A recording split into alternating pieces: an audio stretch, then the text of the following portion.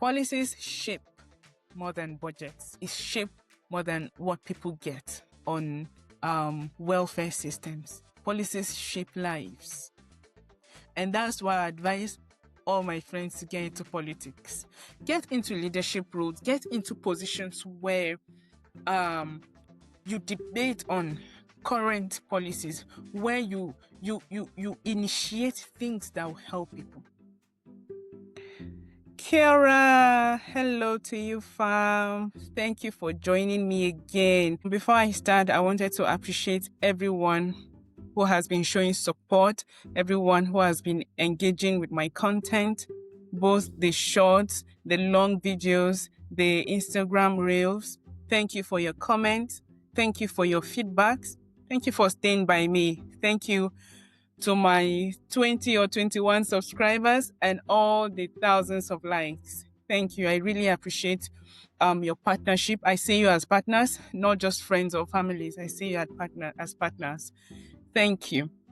So today, we're doing something same topic, right? Around mental health and disability. I'm going to use this episode and the next 3 episodes to round up discussions around disability, mental health, right? Around showing up for yourself, creating boundaries, and also we can do more on research, more on New Zealand culture and general well-being. So welcome back to Tuhono Health, where we connect culture, research, and real talk to improve well-being for all. Today's episode asks a very important question, a big one at that. It says, how do policies shape who we are? How do policies shape who we become? From welfare systems to healthcare frameworks, policies do not just distribute resources, they influence identity, they influence a person's prestige, they influence a person's manner in New Zealand language. They influence a person's autonomy and even cultural practices. And today we want to unpack this through 2 lenses, New Zealand context and Nigeria. I am Nigerian living in New Zealand. And then we'll explore what research says about systems and self. So join me in this short but interesting episode.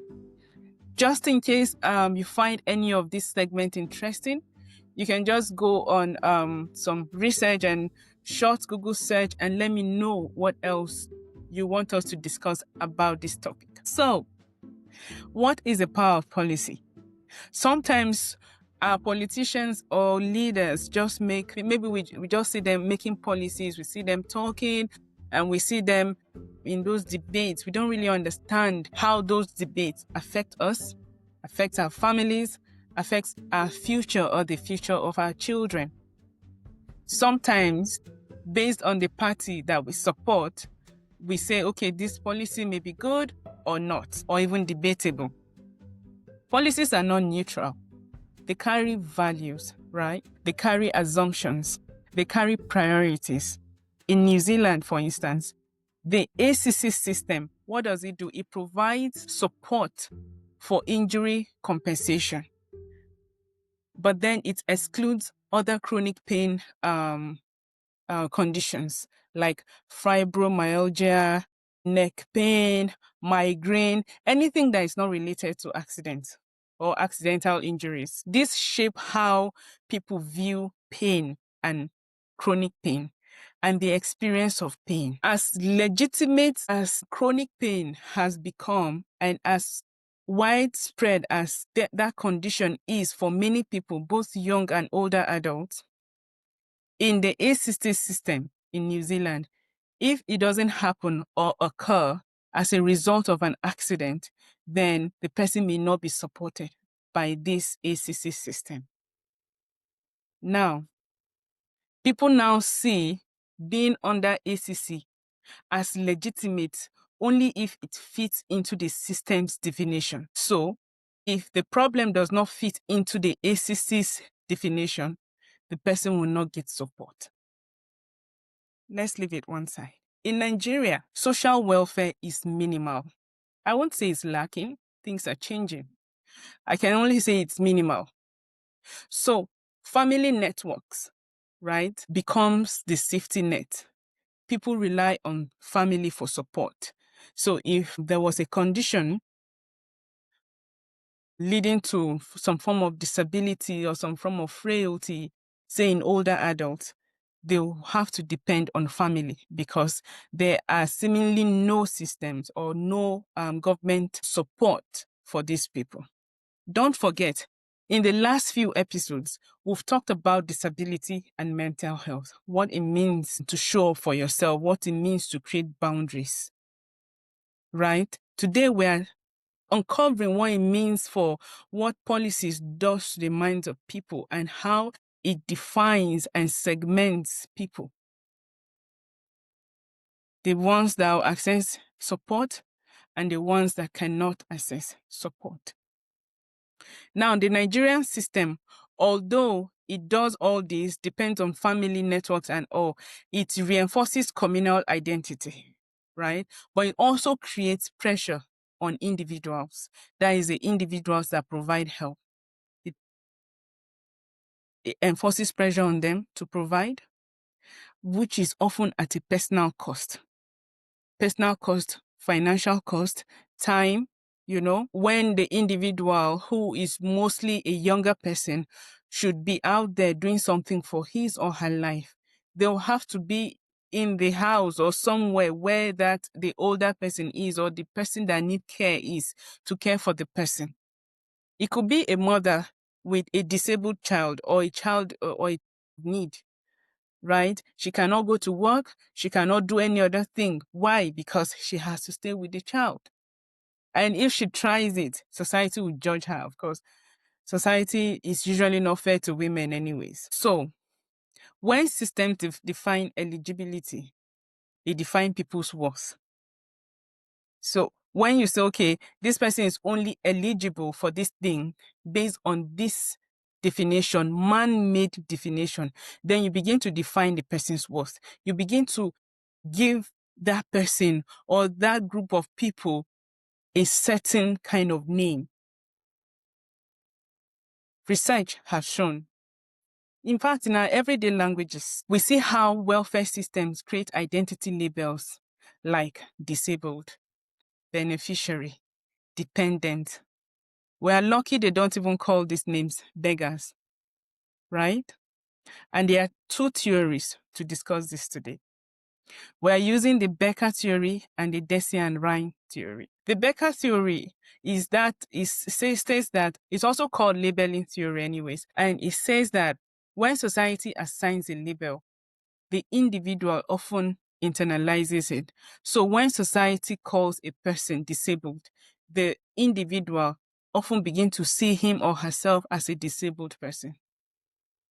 So even if it's not physical disability, as in loss of hands, loss of sight, loss of limbs, legs, or something physical, right? It could be like in mental health, where they put some people on mental health act, and then the person will not be able to drive, the person will not be able to do a lot of things. Most of these people feel mentally disabled because systems have defined them. The system have labeled them as such.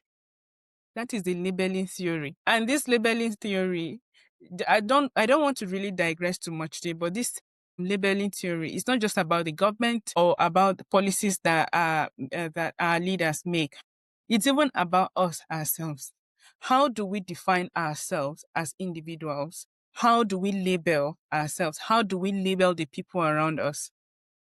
Because sometimes when, for instance, in comparing yourself to people, maybe your neighbors, your friends, or people you grew up together, or people you met, in families, people in comparing yourself to people, you say, why is this person doing better than me? Does it mean I'm not good enough? Then you begin to call yourself not good enough. You're labeling yourself as not good enough. Or parents labeling their children with names like that. You begin to label them. Then the child begins to internalize that name. Not good enough. Not good enough. Not good enough. right? The child begins to internalize that need.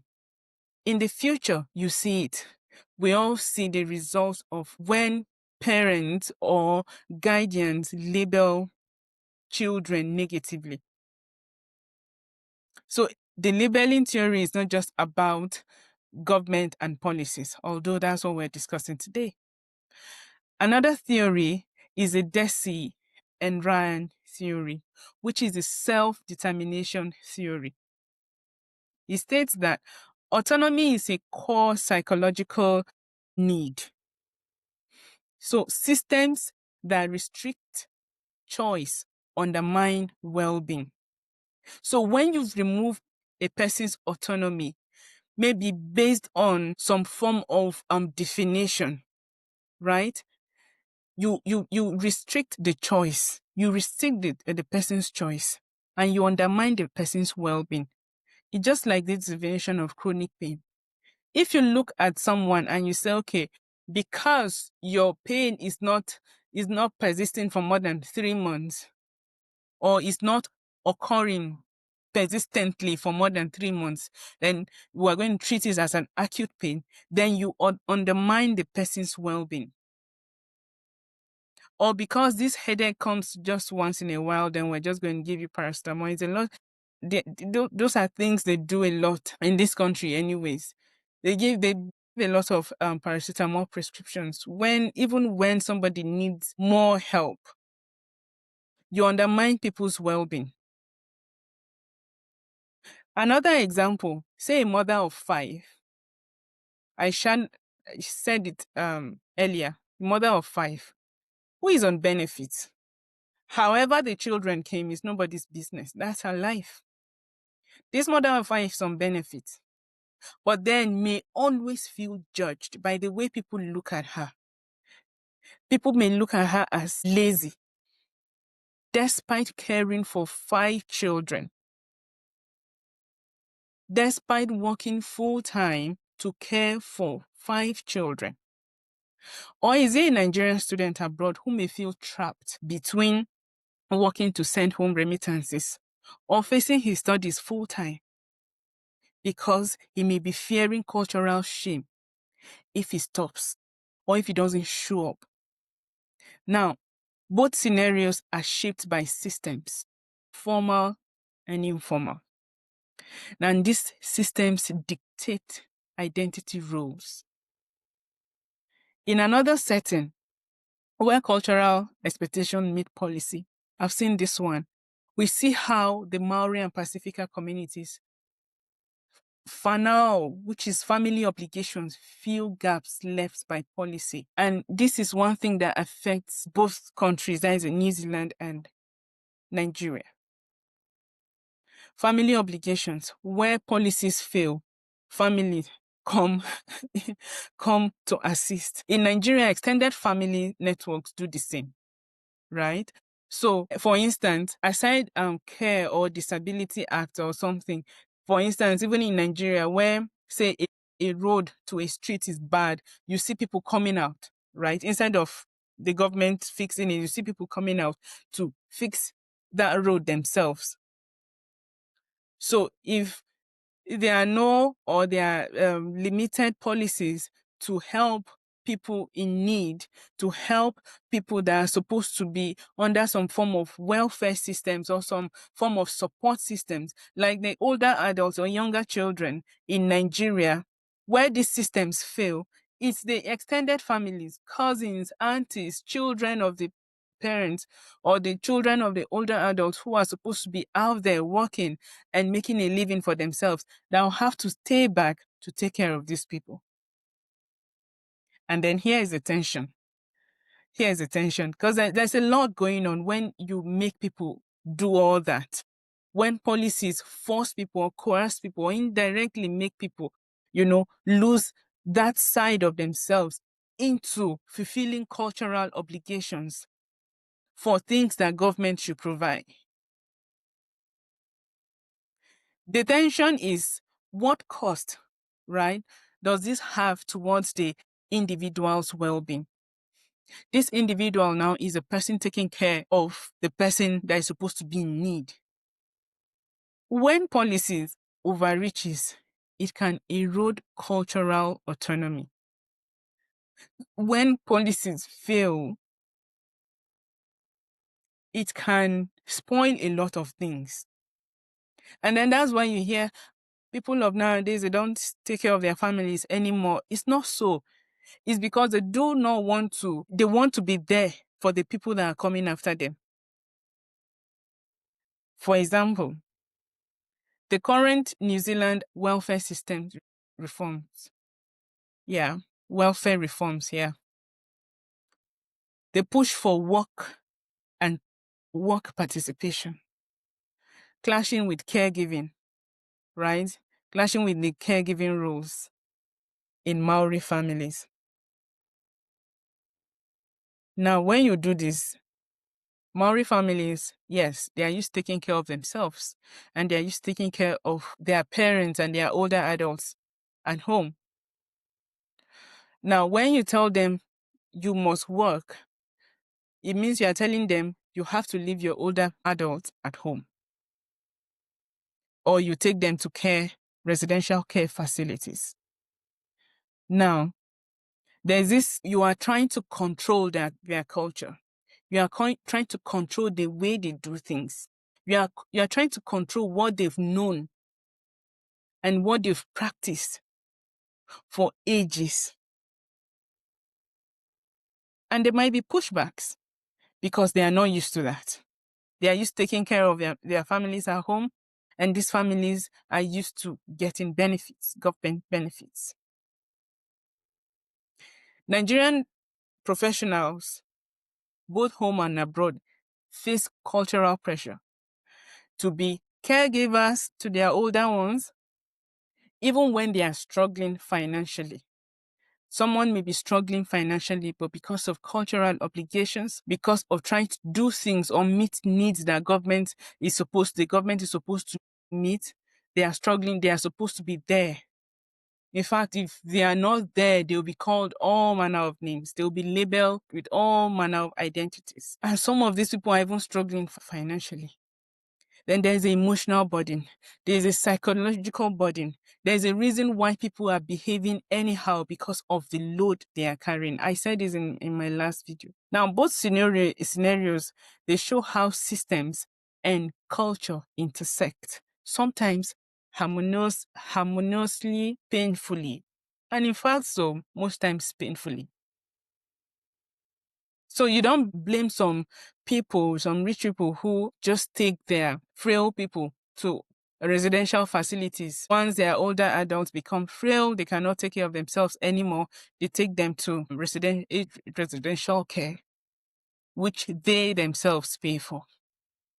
Sometimes it's not enough to depend on government policies anymore because there's a limit to what a government can do. So how do we design policies that empower rather than disempower people?